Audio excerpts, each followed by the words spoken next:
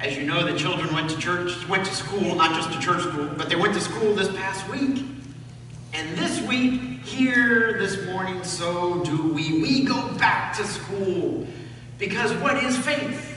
Except a lifelong learning process. It's not just for the kids, it's for us too. Faith is a journey from where we are, who we are now, to the person that we wish to be, that we hope to be, that God calls us to be in the future. Now, I warn you, on this journey of learning and faith, that journey, as all learning processes can be difficult. It can be uncomfortable. It can be humbling. It can challenge our patience, our spirit, even at times our very faith. The first act of learning is to listen. Only when we listen can we learn. And by learning, then blossom into that person that we hope and desire, and God calls us to be our very best selves. And so this morning, we are going to listen. Listen anew to the story of Noah in order to learn 5 great lessons of faith. You ready? Lesson number 1. It's never too late in life to do something great. To do something great for the world, to do something great for God. Noah, if you heard in the scripture, was 600 years old when God whispered into his ear, Noah, build an ark. 600 years old. Now, not many people work that into your retirement plan. Building an ark, saving the world.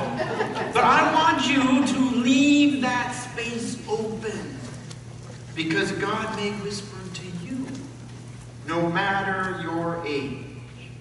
So the first 600 years, Noah lived in obscurity, without any noteworthy accomplishment according to the scriptural record. He's not mentioned any time until he gets to be 600.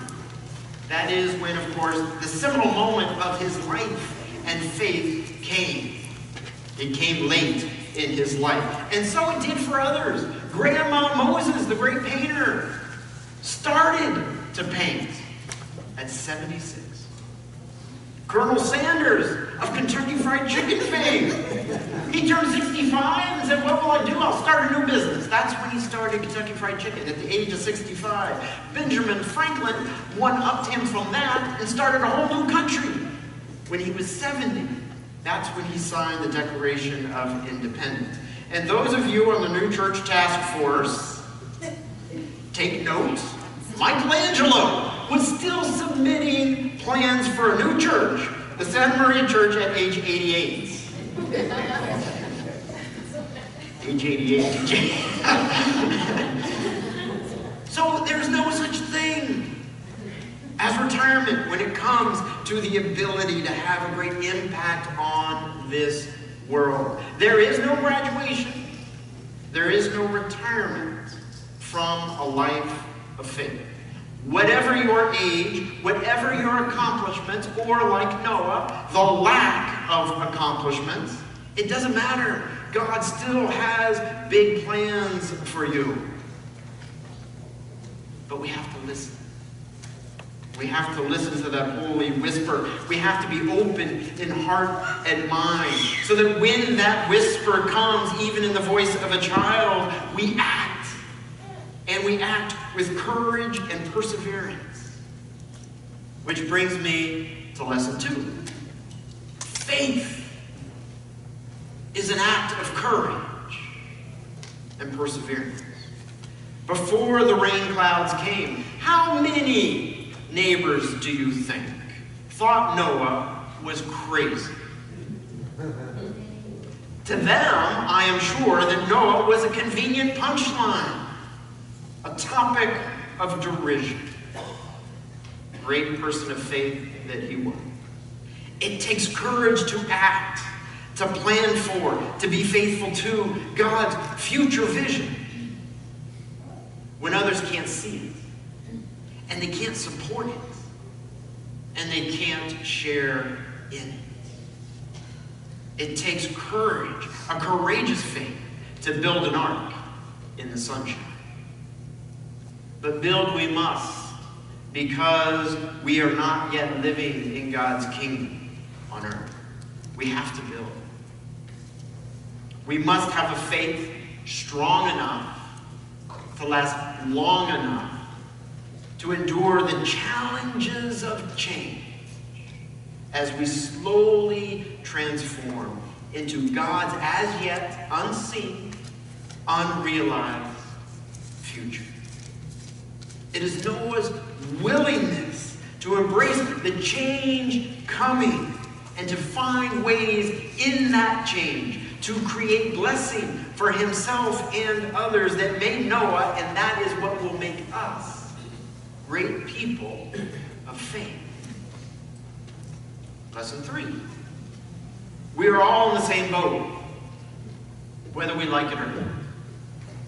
If we are going to overcome the hurtful behavior so rampant that we see on the news in our world today, behavior that Genesis describes made God lament our very existence, sorry that God made humankind.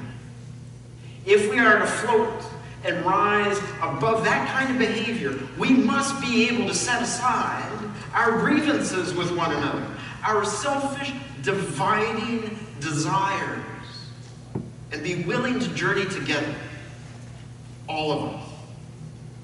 The prophet Isaiah says God's peaceable kingdom comes on this earth when the lamb is willing to lie down with the wolf, and when the lion is willing to lie with the fatted calf. So how many animals that brings to my mind? That fateful day literally missed the boat. All, of course, received invitations to board the ark, to new life, an ability to live and survive. But how many animals, for one reason or another, refused to get on board? To get on board with those they considered enemies. To get on board with those with whom they differed. How many failed to get on board with God's agenda of a wildly diverse inclusivity? The story of Noah teaches us that the only way that we can journey towards or reach a better world is through a willingness to live and share and look out for one another. As if all people and as if all creatures on earth are part of one community, which of course we are. There is but one global community. The inability of some to accept that reality led to their destruction. It led to their extinction. If we're not careful, if we are not able to do that, it could lead to ours. Lesson number 4. We are, you are, each of us, amazingly, immensely important and powerful. So often we feel small, insignificant, powerless to change the world or to make any real difference. But that is not true. You may think that Noah saved the world by building that ark. But that too is not true. Okay, in part it's true, but it's not overall true. You see, Noah saved the world by his small, unnoteworthy acts of faith. Too seemingly insignificant to include into the scriptural record. But those small acts of faith, they did not go unnoticed. They are what got God's attention. Those small acts of faith were what gave God hope in humanity. Those small acts of faith were what led God to create a plan to save the world, not to destroy all of it. So even before God whispered to Noah, long before hammer ever met nail and wood, Noah changed God's mind and the fate of the world. And he did it with his small acts of faith. He didn't even know he had done that. Maybe you have done that. Maybe your life, your small acts of faith have changed God's mind and you don't even know it. Just like Noah.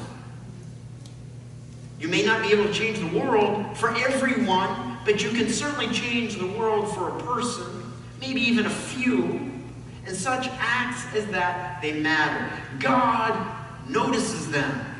And from that, God creates avenues and different plans for a better, more just world.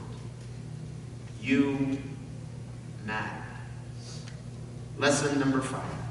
Rainbows only come after the storm. Of course, we prefer rainbows instead of storms, but that's not how life works.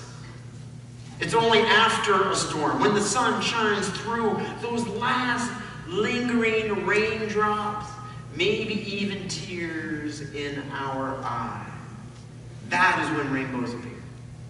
The new and better world that God envisioned, the one that Noah had faith in and worked so hard for, lies literally on the other side of the rainbow. Sometime after the storm, after the discomfort, after the chaotic turbulence of God creating something better in our lives by destroying old, lifeless patterns.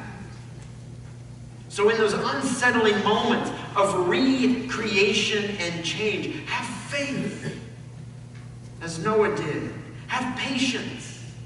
The storm will end, the sun will come out, maybe even a rainbow or two. And in the light of that sun, the light of a new day, the light of God's new creation, we will live in a better tomorrow. May it be so.